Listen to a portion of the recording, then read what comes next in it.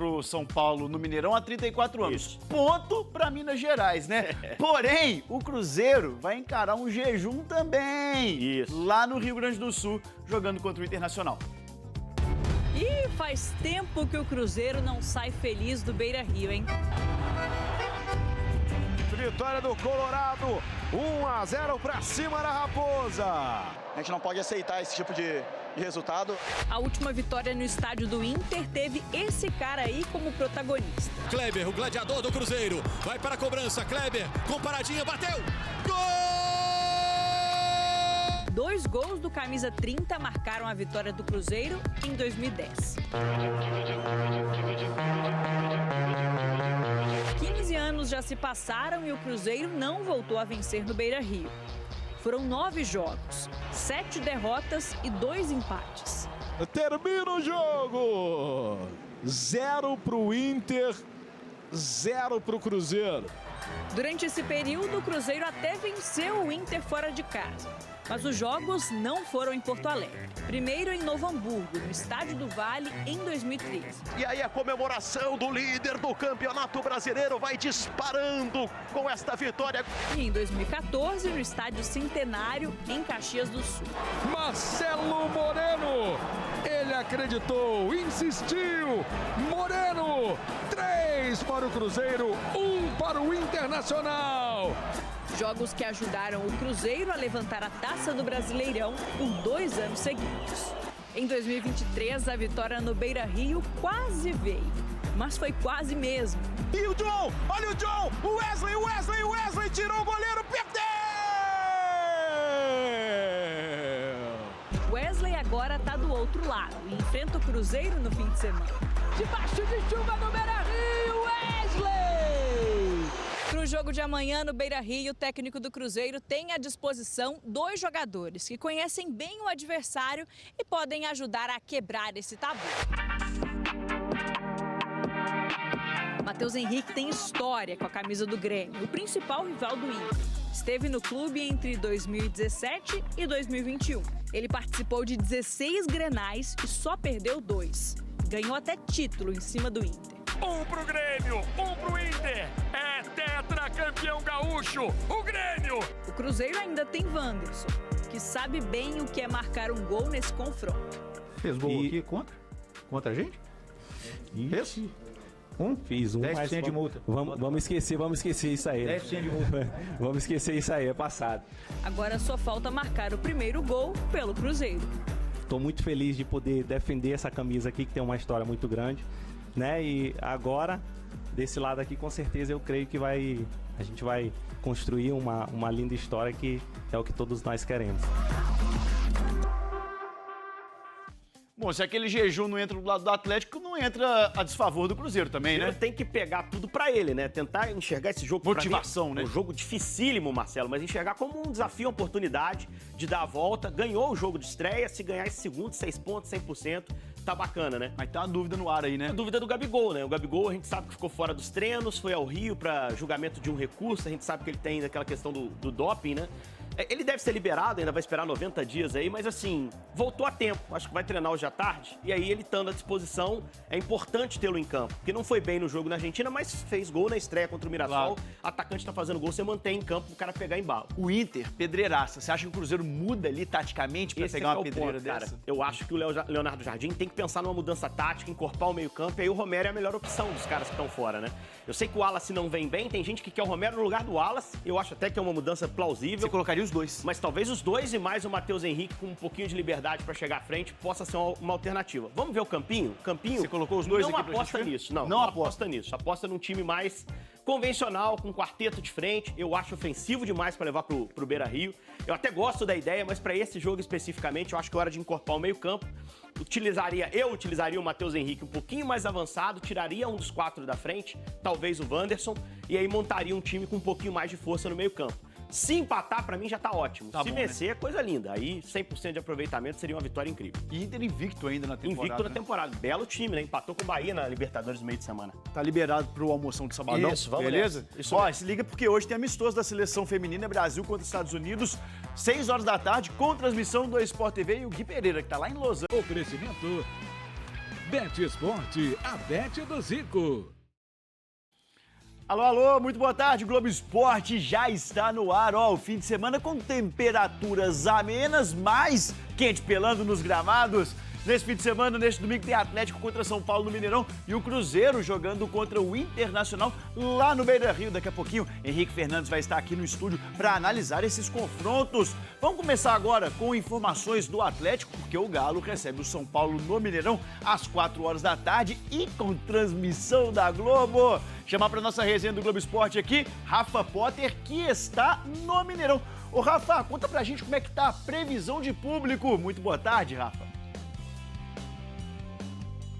Marcelo Lages, ótima tarde para você, para todo mundo que acompanha a gente no Globo Esporte. Olha, o último público, média de público aí de ingressos vendidos divulgado, essa última prévia dá conta aí de mais de 20 mil ingressos vendidos. Só que foi ontem, né? Então, ao longo deste sábado, ao longo do fim de semana, até amanhã, 4 horas da tarde, esse número deve aumentar. Lembrando que o duelo é aqui no Mineirão, justamente porque o gramado sintético da Arena do Galo ainda não ficou pronto, também não tem uma previsão para isso ainda. Mas o jogo aqui no Mineirão traz boas lembranças para o torcedor do Atlético, que nem lembra direito da última vez que o Atlético perdeu aqui no estádio para o São Paulo. Foi lá em 1991, um ano depois que eu nasci, hein, Lages? E falando um pouquinho da equipe que entra em campo, o técnico Cuca praticamente tem força máxima, né? Ele poupou do time titular alguns jogadores na estreia na Sul-Americana, no empate sem gols contra o Cienciano. Então, o Natanael volta naturalmente para a lateral direita, o Guilherme Arana naturalmente para a lateral esquerda e o Alan Franco, que estava com uma gripe, treinou normalmente, não deve preocupar para esse duelo. O Atlético em busca da primeira vitória no Campeonato Brasileiro, amanhã contra o São Paulo, 4 horas da tarde aqui no Mineirão. Lages. Valeu, Rafa. Muito obrigado. Ótima tarde para você. Ele que tinha acabado de nascer lá em 1991, não é isso? Já tava nesse mundo há algum tempinho já, rapaz, beleza? Aqui, 1991, o Atlético tem essa invencibilidade no Mineirão contra o São Paulo. Isso não entra em campo, né, velho? Não entra em campo, mas a gente sabe como o Cuca trabalha. Normalmente ele usa tudo que tem de positivo para motivar os jogadores. E eu acho que ele vai trabalhar internamente essa informação com os atletas, né? Está ouvindo a Rafa falar? Uma boa notícia para mim é a volta do Alan Franco, né? Algumas mudanças técnicas no time. No meio de semana ele mudou alguns jogadores por opção, até pra poupar, pensando nesse jogo do fim de semana. Mas esse cara tem jogado muita bola, cara. E é um cara que equilibra o time, estabiliza o time. É um volante mais de marcação. Pra mim é o melhor momento da carreira dele, não só no Galo. Ele tá 13 jogos seguidos como titular na seleção do Equador. Então vai pra seleção do Equador, vai pra Copa. A seleção equatoriana deve classificar. O Alan Franco voltar é uma boa notícia. O que o Atlético tem que resolver pra esse jogo, Marcelo, é a pontaria, né? Acertar nas finalizações. Cara, é impressionante como esse time tem perdido oportunidades. A gente tá vendo imagens do jogo contra o Grêmio. Uma derrota absolutamente injusta, mas que passou muito pela falta de eficiência do ataque. Espero que nesse jogo contra o São Paulo isso não aconteça. O que vale é bola na casinha. Vamos ver aqui o Campinho, a provável escalação. Surpresa, não tem muita novidade. O pessoal que foi poupado no jogo do meio de semana volta. A linha de defesa tá toda recomposta. Os laterais foram poupados naquele jogo. E a linha de frente é aquela que a gente já conhece, com Rony Hulk como dupla de ataque, Coelho e Scarpa. Acho um time forte. O Galo tem que continuar com esse tabu aí de não perder pro São Paulo e conquistar sua primeira vitória no Brasileiro. O Atlético não perde. Escalação do Cruzeiro. Gabigol fica fora de segundo treino. Matheus Pereira treina e segue como dúvida. Camisa 9 do Cruzeiro tenta reverter punição e deverá prestar depoimento ao Cruzeiro. Seguiu a preparação para enfrentar o Internacional no domingo, em Porto Alegre. Ainda sem o atacante Gabigol, que continua no Rio de Janeiro seguindo o julgamento do recurso, que terminará nesta sexta-feira. Até este momento, não há o resultado da sessão no CAS, Tribunal Arbitral do Esporte. Gabigol continua no Rio de Janeiro, mas poderá participar até da atividade deste sábado, marcada para o período da tarde, na Toca da Raposa, antes da viagem para Porto Alegre. A expectativa é que haja uma resposta sobre o recurso nesta sexta, no último dia previsto para o julgamento. O Cruzeiro ainda não vai comentar sobre os detalhes da audiência, mas acompanha a situação de perto. O atacante vem atuando com base em um efeito suspensivo alcançado no CAS, um mês após a primeira decisão. No Cruzeiro, ele tem 9 jogos e 6 gols marcados. Gabigol ajuizou recurso contra a Autoridade Brasileira de Controle de Dopagem, ABCD, e a União Federal, após ser suspenso por 2 anos, a partir de abril de 2023, quando foi realizada a coleta de exames no CT do Flamengo e que deu toda a origem ao julgamento. Relembre o caso no fim da matéria. A decisão de punição saiu em março de 2024, e a punição iniciou em 8 de abril de 2023, retroativamente. Com efeito suspensivo, Gabriel Barbosa foi liberado para treinar e atuar pelo Flamengo na reta final de contrato. As partes acabaram não chegando a um acordo para renovação, e o jogador anunciou que deixaria o clube ao fim do contrato, acertando com o Cruzeiro. O meia Matheus Pereira continua treinando normalmente no Cruzeiro. Mas ainda há dúvidas sobre a escalação do jogador e viagem para a partida contra o Internacional, visto que o atleta tem sido liberado das últimas viagens para acompanhar a esposa, que está prestes a ter o primeiro filho do casal. Ele ficou fora dos jogos treino com Botafogo e Bragantino. Contra o União, não viajaria por estar cumprindo suspensão.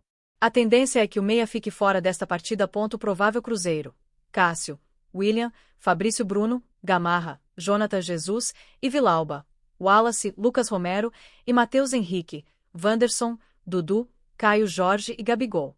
O atacante de Neno segue fazendo trabalhos parciais com o grupo, evoluindo na recuperação da grave lesão sofrida ano passado. Entenda o caso de Gabigol. Gabigol foi acusado de dificultar a realização do antidoping no CT do Flamengo, em uma abordagem surpresa. Mesmo que tenha feito o exame e testado negativo, segundo o artigo, a atitude relatada pelos oficiais de coleta se encaixa como fraude ou tentativa de fraude de qualquer parte do processo de controle. Por isso, o atacante respondeu pelo artigo 122 do Código Brasileiro Antidopagem. O caso aconteceu no dia 8 de abril de 2023, no Ninho do Urubu. De acordo com os responsáveis pelo exame, o jogador não se dirigiu a eles antes do treino. Depois da atividade os ignorou e foi almoçar. Além disso, teria tratado a equipe com desrespeito, não seguiu os procedimentos indicados, pegou o vaso coletor sem avisar a ninguém, irritou-se ao ver que o oficial o acompanhou até o banheiro para a coleta e, ao fim, entregou o vaso aberto, contrariando a orientação recebida. Gabigol recebeu a primeira notificação sobre a tentativa de fraude no dia 30 de maio daquele ano. Posteriormente, o então vice-geral e jurídico do Flamengo, Rodrigo Donchey, fez a primeira defesa do jogador. Na sequência, o clube contratou o advogado Bichara Neto para defender o jogador. O atleta sempre garantiu que não tentou fraudar o exame.